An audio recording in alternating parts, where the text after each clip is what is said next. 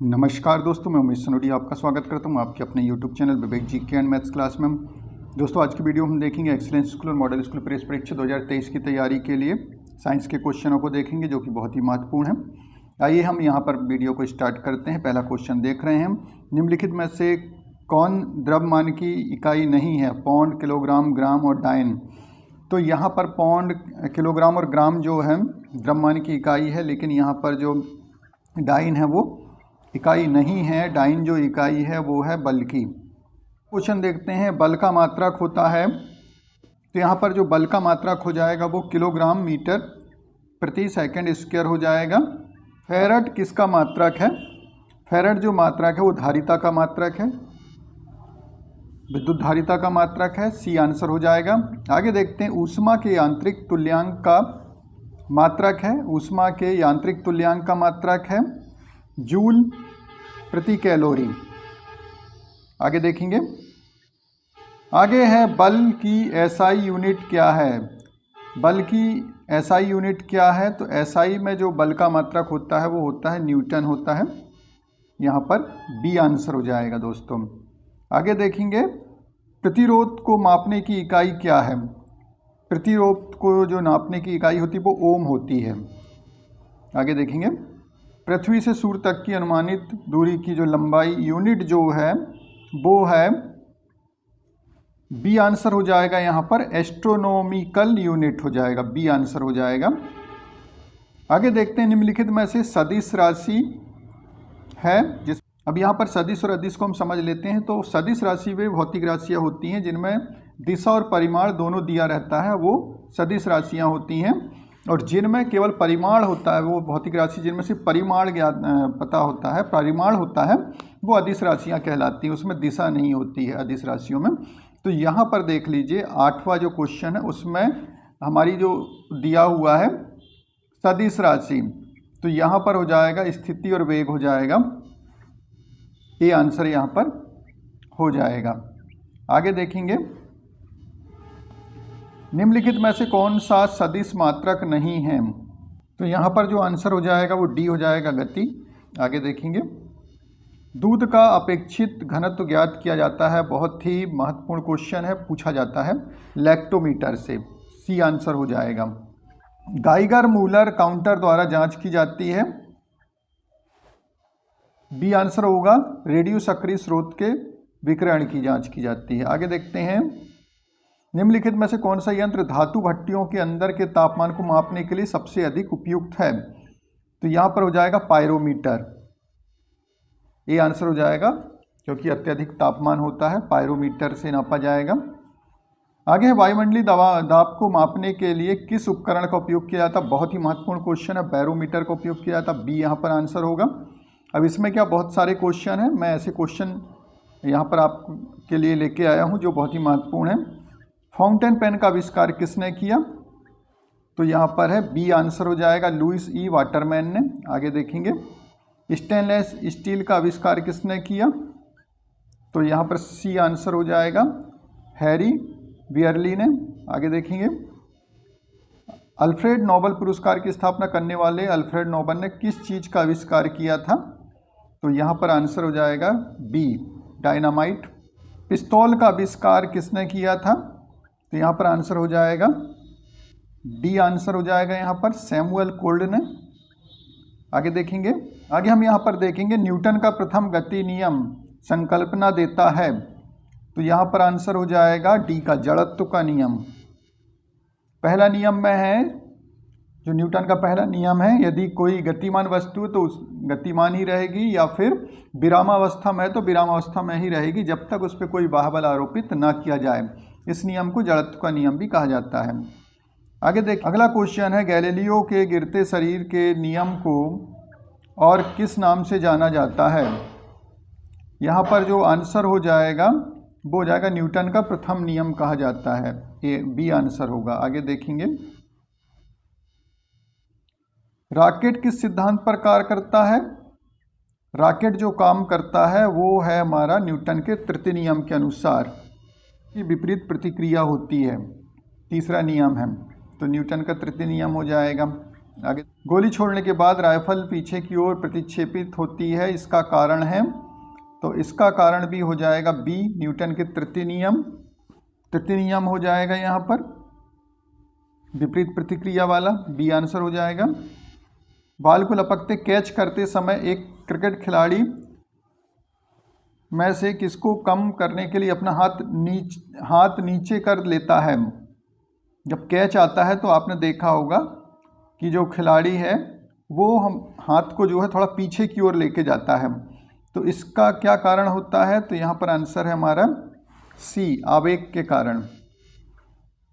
आगे देखेंगे, ब्रेक लगाने पर एक कार मुख्य रूप से किस बल के कारण रुक जाती है।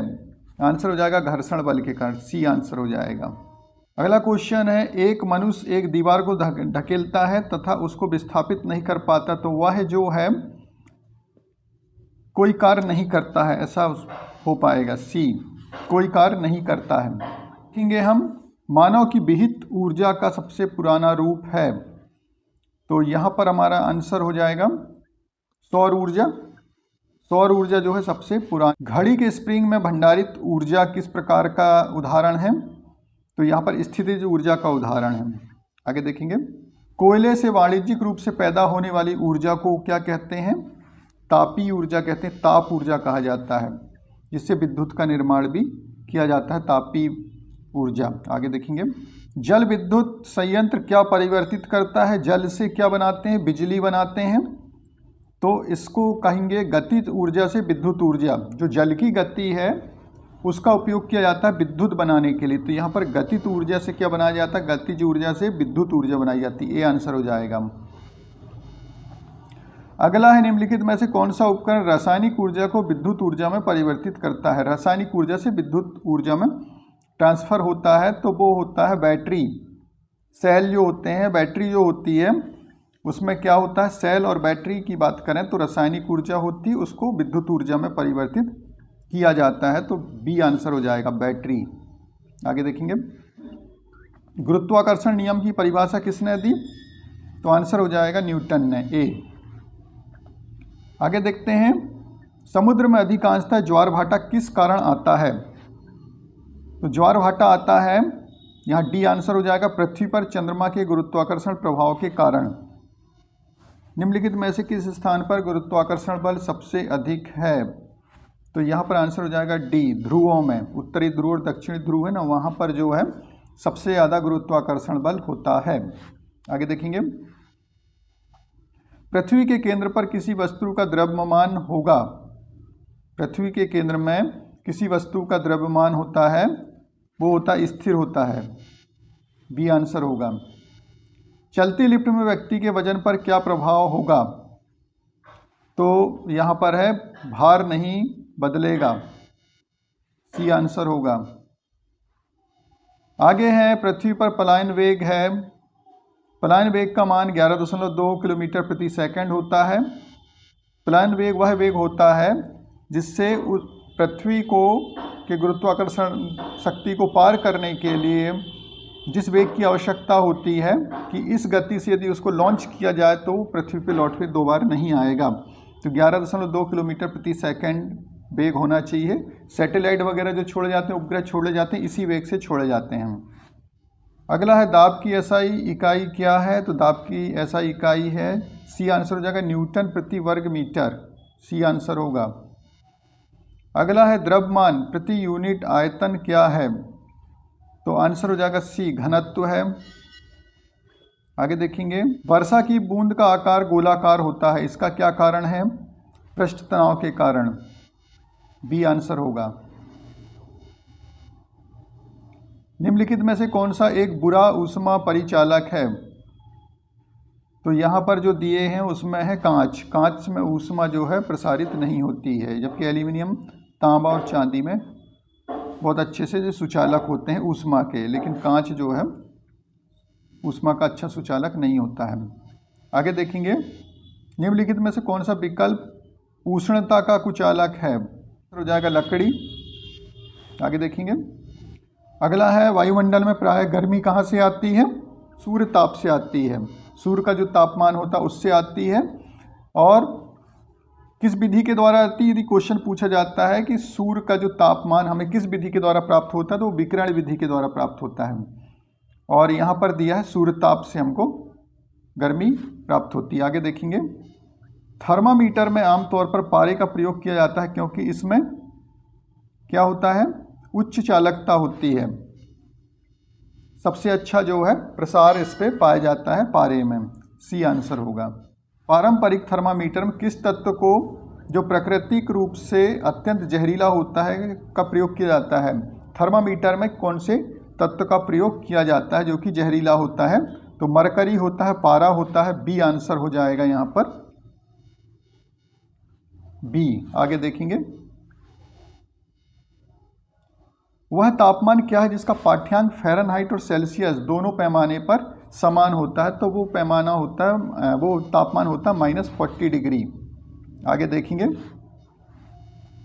मानव शरीर का औसत तापमान है 60 का हो जाएगा D, 37 degree Celsius. D answer हो जाएगा। और फ़ारेनहाइट में 98.4 फ़ारेनहाइट होता है। अगला है, ऊर्जा सूर्य से पृथ्वी की ओर किस प्रकार यात्रा करती है? तो यहाँ पर आंसर हो जाएगा सी हो जाएगा, विकिरण द्वारा। किस प्रकार से जो है हमको सूर्य ताप प्राप्त होता है? तो विकिरण विधि के द्वारा मिलता है। सी आंसर हो जाएगा। तो दोस्तों आज की वीडियो में इतना ही। बहुत सारे वीडियो मैंने बनाए हैं एक्सीलेंस की तैयारी के लिए, मॉडल स्कूल की तैयारी के लिए। सारे वीडियोज़ को आप ज़रूर देखिए। लगभग 150 से ऊपर वीडियोज़ आपको मिल जाएंगे मेरी चैनल की लिस्ट में, प्ले लिस्ट में जाकर के आप देखिए एक्सीलेंस स्कूल और मॉडल स्कूल वाले में। तो सारे वीडियो आपको मिल जाएंगे। हर एक विषय को लेकर के मैंने वीडियो बनाए हैं, सब मिल जाएगा आपको। साइंस मिल जाएगा, हिंदी मिल जाएगा, इंग्लिश ग्रामर मिल जाएगा, और आपको मैथ्स मिल जाएगी, पर्यावरण मिल जाएगा। सारे वीडियोज़ उस पर, जीके मिल जाएगा, सारे वीडियोज़ उस पर अवेलेबल हैं। तो सारे वीडियोज़ को आप देखिए। दोस्तों आज की वीडियो में इतना ही। वीडियो पसंद आए तो वीडियो को लाइक करें, शेयर करें, चैनल को सब्सक्राइब करें ताकि मेरी आने वाली वीडियो मिल सकें। वीडियो देखने के लिए आपको थैंक यू सो मच।